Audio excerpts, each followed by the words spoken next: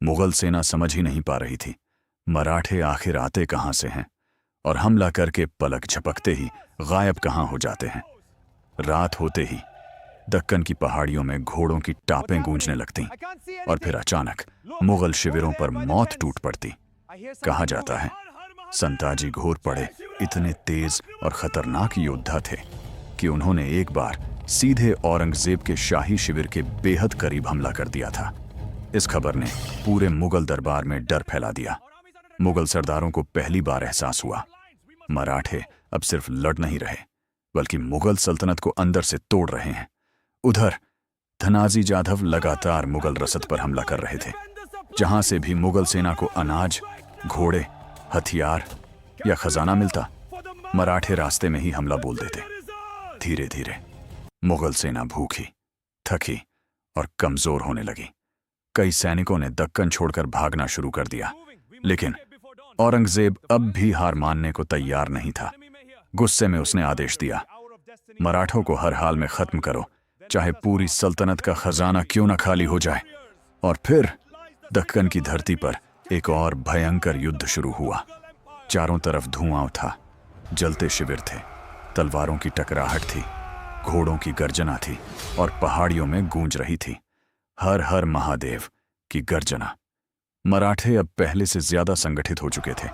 हर किले से, हर गांव से, हर पहाड़ी से नए मावले युद्ध में शामिल होने लगे। उधर राजाराम महाराज जिंजी किले से लगातार मराठा सरदारों को नई योजनाएं भेज रहे थे। उन्होंने साफ कहा, सीधा युद्ध मत लड़ो, मुगलों को थका दो, उन्हें चैन से जीने मत दो। और फिर इतिहास का सबसे लंबा छापामार युद्ध शुरू हुआ। इसी बीच मुगल सेना ने विशाल जिंजी किले को चारों तरफ से घेर लिया। लेकिन यह घेराबंदी कुछ दिनों की नहीं बल्कि कई सालों तक चलने वाली थी। जिंजी किला इतना मजबूत था कि लाख कोशिशों के बाद भी मुगल सेना उसे तोड़ नहीं पा रही थी। उधर संताजी और धनाजी बाहर से लगातार मुगलों पर कहर बनकर टूट रहे थे। कभी मुगल शिविरों में आग लग जाती तो कभी उनके बड़े बड़े सरदार मारे जाते। इतिहास में लिखा है, मराठों ने मुगल सेना को इतना डरा दिया था कि रात होते ही मुगल सैनिक सोने से भी डरने लगे थे। उन्हें हर आवाज में मराठों के घोड़ों की टाप सुनाई देती थी। धीरे धीरे औरंगजेब बूढ़ा होने लगा। उसकी विशाल सेना थक चुकी थी, सल्तनत का खजाना खाली हो रहा था, लेकिन स्वराज्य अब भी जिंदा था। उल्टा मराठों की ताकत हर साल और बढ़ती जा रही थी। फिर एक दिन राजाराम महाराज ने जिंजी से निकलकर फिर से दक्कन लौटने का फैसला किया। ये खबर सुनते ही औरंगजेब गुस्से से कांप उठा।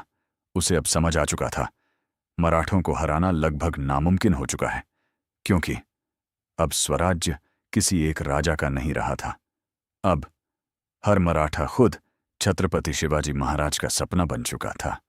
लेकिन इतिहास का सबसे दर्दनाक मोड़ अभी बाकी था, क्योंकि जल्द ही स्वराज्य पर एक और बड़ा संकट टूटने वाला था।